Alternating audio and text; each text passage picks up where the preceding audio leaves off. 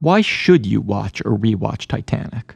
A lot of people hate this movie, probably because they haven't seen it in 20 years and don't remember it, but they think they do because they've endured hundreds of depraved draw me like one of your French girls memes. Oh, God.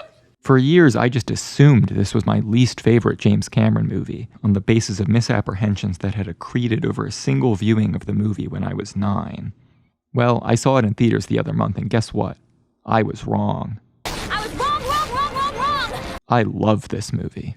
Titanic is great because it sets up the ultimate love triangle, by which I mean it gives you, the viewer, 3 chances to fall in love.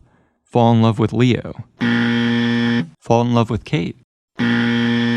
Or fall in love with Billy Zane.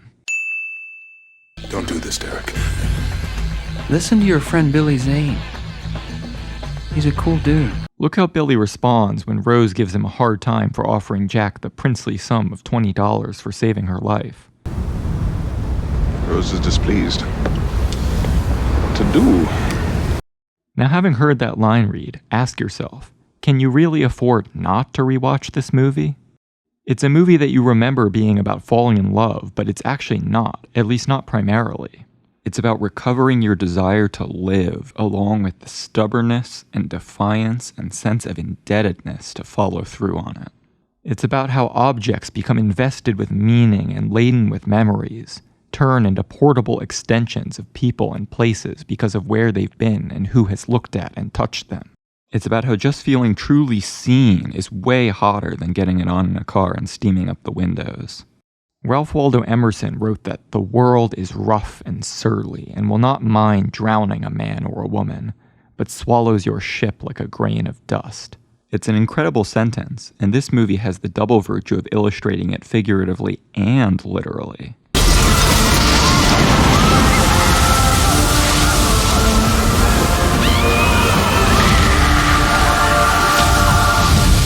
When that James Horner score kicks in and the ocean torrents rip through the ship's innards, treating expensive furniture and human bodies as equally disposable garbage, the movie cannot be denied, no more than the Titanic can deny the sea. And if you're thinking, well, how good can the movie be if the really good part is the ship sinking?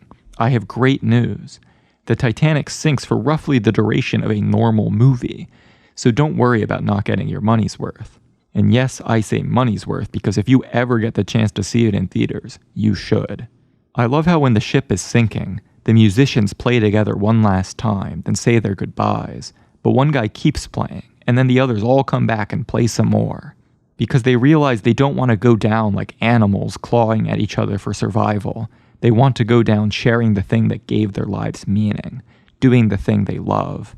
I love when Rose jumps out of the lifeboat and Jack goes, "You're so stupid!